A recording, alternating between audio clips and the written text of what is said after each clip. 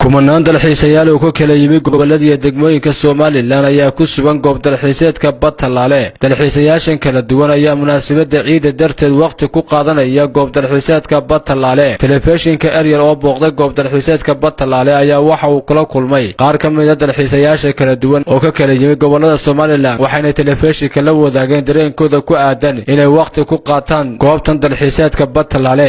magacayga waxaan ilaa Cabdikariin Ismaaciil Cilmi, dhalinyarta gobolka Saaxil. dhammaanba waxaan salaamayaa ummadda islaamka ah meel kastay joogaan maadaama ay tahay maalintii labaad ee ciidda Adxada. dhammaanba qaranka Soomaaliland waxaan leeyahay hambaliyo madaxweynaha Jamhuuriyadda Soomaaliland baan ugu horeysiinayaa ku-xigeenkiisa, wasiirada, golaha baarlamaanka, ciidanka qaranka Jamhuuriyadda Soomaaliland. dhammaanba waan salaamayaa. sidoo kale ummadda Soomaaliland meel kastay joogaan waan salaamayaa, gaar ahaan gobolka Saaxil waan salaamayaa. bismillaahir rahmaanir rahiim. dareenkayga haddaan aad u cabiro aad baan u faraxsanahay maanta iyadoo ay tahay maalintii labaad ee ciidda. joogu wanaagsan yahay inkastoo aad moodo inay baddu yara kacsan tahay. waxaa kalaan baa u dirayaa dhallinyarada halkan imanaysa inay islaaliyaan, aad nooga taxadiraan khataraha ay leedahay baddu.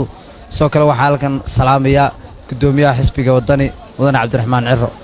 aad baan u salaamaya guddoomiyahana. wasalaamu calaykum waraxmatullahi wabarakaatu. waxaan ka yimid Hargeysa, maanta aad baan uga faraxsanahay waayo meesha ku noolaan jirnay meel ka duwan baan nimid.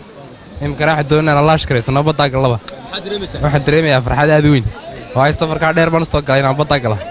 aad baan reer Berberna aad baan ugu mahadcelinayaa si noo soo dhaweeyeen sida wanaagsan. may waan imid laakiin kama xiiso gooyade inaan degaan jecelahay baan.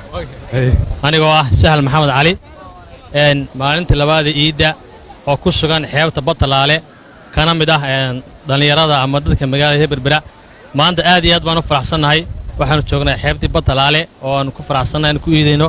dhammaan waxaan kaloo ka salaamayaa muslimiinta adduunka oo dhan oo aan leeyahay ciid mubaarak, ciid alcaafiya, taqabbalallahu minna wa minkum, iyo dhammaan jamhuuriyadda Soomaaliyeed meel kasta Soomaaliland meel kasta ay joogaanba waxaan leeyahay markaa ciid mubaarak. وعدنا عبد الله سعيد waxaan ka sheekeynayaa maanta dareenka Berbera maadaama aan marti ku nahay oo aan dhalinyaro ka soo jeedo gobolka Togdheer ku magac dheer gobolka Raga. halkan waxaan ka salaamayaa dhammaan horta family-gayga wixii qurbaa joogeen wixii wadanka joogaba.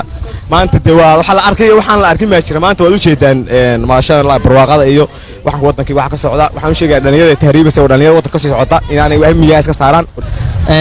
aad baad salaamantihiin Ariel TV iyo maslax wariyahada. runtii dee waad aragtaan waxaan ku sugannahay caasimadda gobolka Saaxil ee Berbera. waxaan ku sugannahay xeebta Batalaale. waxa ka socda wax amazing ah, yacni cajaa'ib waxa dhalinyartii aad dalxiisaysa. bar waxaan ka imiyo jidka intaan ku soo jiray runtii shilal badan baan la soo kulmay, xataa dad dhaawacaana soo qaado anoo keligay baan ahaa. marka ciidanka amnigana waxaan kula talin lahaa dhalinyarada markay soo baxayso in shuruud lagu xidho oo dee qofka liisankiisa iyo mas'uuliyaddiisa la hubsado, aan istabaha un la iska soo deynin dhalinyarte. imka waxaan soo maray malaa ugu yaraan 6 shil waan soo maray intay ugu yartahay, intaasna dhaawacay dhimashaba waa ka jirtay. marka mar kale waan salaamayaa. kullu caam wa antum bikhayr. ciid wanaagsan.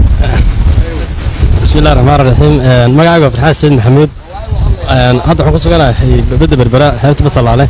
waxaan maanta ciidakan maalintii labaad ciidakan ugu hambalay ku dirbaashadeena farxadda iyo nabadgelyadaas oo daraytaan dhalinyarada Soomaaliland dhammaan waxa iska wada gobolada.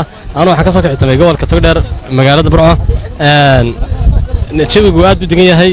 dee wadooyinka shilal way jiraan laakiin aad buu u yar yihiin sidii sanadadii hore. waxaan ugu hambaleynayaa dhammaan ummadda muslimiinta iyo reer Soomaaliland farxadda iyo nabadgelyada inay ilaashadaan oo sidee nidaamsan ay u badda